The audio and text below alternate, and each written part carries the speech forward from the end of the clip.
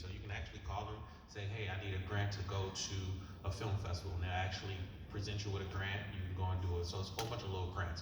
It's just not incentive money at this point. But right now, to be honest, with you guys, the budgets that you guys are doing, and the films that you guys are making, you don't even need that. Like you can literally go out there and get it on your own. You know what I mean? So no, don't make that be a hurdle from you actually doing what you want to do. You know what I'm saying? If anything, call and utilize them to get your locations and things like that. I would definitely suggest you call and hold their feet to the fire of actually working for you, because they are there to work for you for no money at all. So guys do that. They're there to grant you permits so you can do it properly. So when you're out filming in the street, they close down streets for you and things like that. But definitely utilize them to make your films. We need production value, we need quality, and just keep moving. That's what's up. Okay, so hey, Miss BNB, Mrs. BNB, excuse me. Hello. Okay, so I have a question to Dennis. So how do you put that information out there? Because I know if my husband would have known that you had those type of connections, like how does someone that has aspirations on doing a movie know that you guys even exist outside of just finding out the information in this industry panel? We've been trying to do more, like we started the pandemic, right? So we are sponsoring a lot of film festivals now. We are online at homesteadentertainment.com. We on social media kind of heavy. And the one thing is, if y'all watch Tubi or Vimo or Voodoo, anything, we starting to put all our stuff at Homestead Entertainment at the beginning of everybody movie. You know, it's like I had this dream. Like you remember Triple Crown, the book people, when Triple Crown used to bring out a book every week. Like, you used to want that shit, right? That's what we doing with movies. And I think the more visible was doing stuff like this, and people like you and Peanut and Darren and Randy, you know, all of y'all, they just talk about it. You know, because like I said, I lost $2 million to a distribution company. Ouch. And they sent me $5,000, and I was so geeked. Like they sent me 5,000, and then when we did the investigation on the audit of their books, we like they gave me 5,000, but they took 2 million. There you go. Like damn, like that hurts when you don't know, man. So that's how we do it. This really is just social media, man. Like I commend him on so much shit, because when y'all talk about Brooklyn, like I put her in her first play, I put her in her first movie. That's like my niece. So every time I see her doing something dope, I'm like, God damn, she killed it, right? Like y'all, that's the stuff that I'm happy about. I'm happy to see this. All of us as a community is working together instead of not trying to help each other. And with that, I think that's what's gonna make everything go better. You know, the name gonna get out a little bit more. Cool. I appreciate y'all time and y'all energy. Do y'all want, before we leave the panels, do y'all have any closing statements or any closing advice? What's a piece of advice that you may have given your younger self to The somebody? event coming up in January. Darren, the event. Piece of advice I would give my younger self. Go after whatever you want. Like, don't think anything is too big or too much or it's gonna take too much time. I'm big on affirmations, like my cousin Randy. And one of the things I tell myself every day, like a sick amount of times, like people probably think I'm talking to myself, because it's okay to talk to yourself. And you can answer too, as long as it's a logical answer.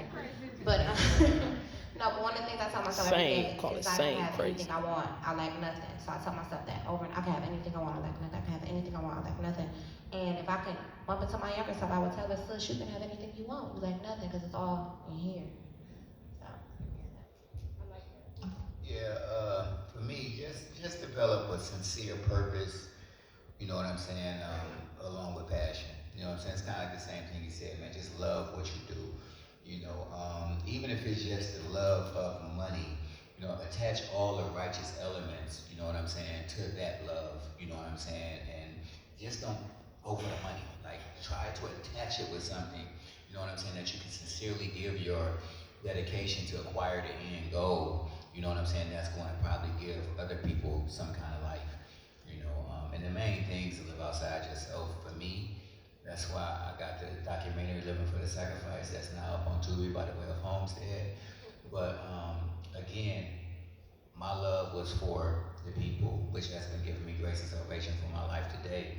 You know what I'm saying? And if I didn't have that love for people, I promise you I would not be here. Because I done been in so many situations where I just know, like, I ain't have a gun, like, how this happened? You know what I mean? But just acquire a sincere love.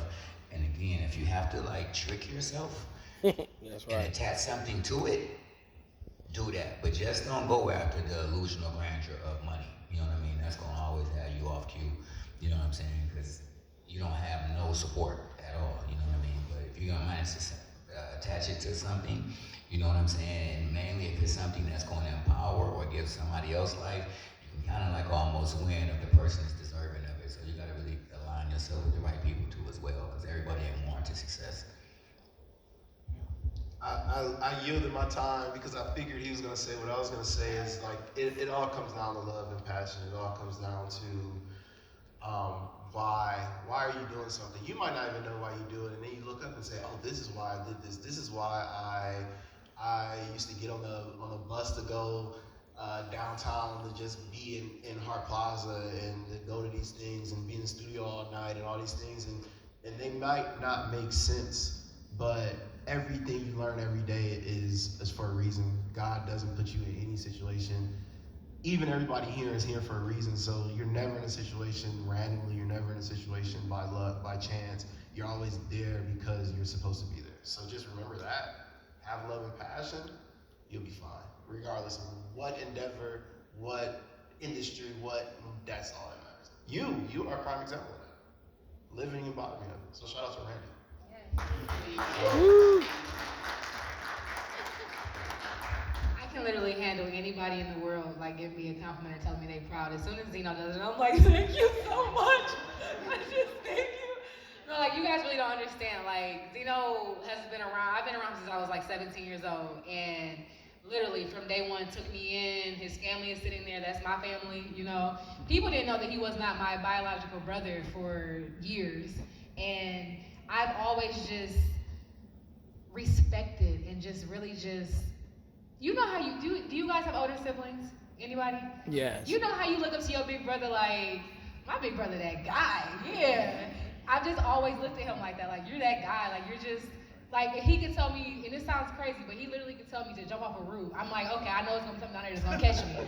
Because he wouldn't tell me anything to hurt me. You know, that's really how I feel about it. Like, everything that's laid the foundation for where I'm at right now professionally is a lot of things that he taught me, from doing graphics to photography to how to speak on the microphone, how to hold a microphone properly. You know, like, so I'll always respect you and appreciate you for that. Thank you. Amen. Well, I would say support independent film, and also encourage everybody else to support independent film. Amen. We need y'all. You know, make them love it just as much as you guys do. And don't forget to go on Tubi and watch Dimes, D-Y-M-E-Z. And I would like to thank everybody on the panel. You guys are amazing, and it's and 3 Keys. See, 3 Keys. What about As soon the as it event? hit, that's coming soon. January 20. Oh, January. Oh, yeah. I get to that. Oh, I ain't know that. Yeah, that's all. I mean, Like, what's in January? so in January, Also, I'm doing hey, a I thing. think Yeah. you're- So in January, I'm doing a thing called Speedcast, which I'm pretty sure Randy will be a part of it. It's a 4 to 5 month long series, and what we do is we're inviting 6 to 7 directors to come sit in a room, and it's kind of designed like speed dating. So the times where you don't have an opportunity to come and talk to us one-on-one, this is kind of the situation where you can sit in front of us for 3 minutes, talk about what you're going through, ideas or what have you. That'll be going on January the 8th. It's called Speedcast, all one word. You can go on Eventbrite, purchase tickets.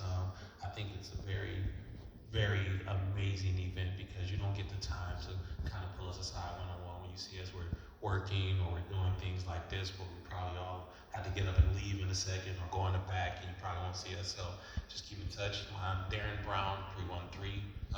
Darren Brown Films on IG. You get all the information.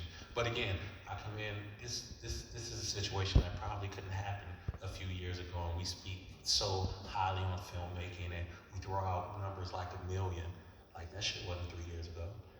You know what I'm saying? 1 million. And then we say the number 1 million, and and everybody is on stage nodding their head in agreement. You know what I mean? That's just like, that's the thing. Like, that's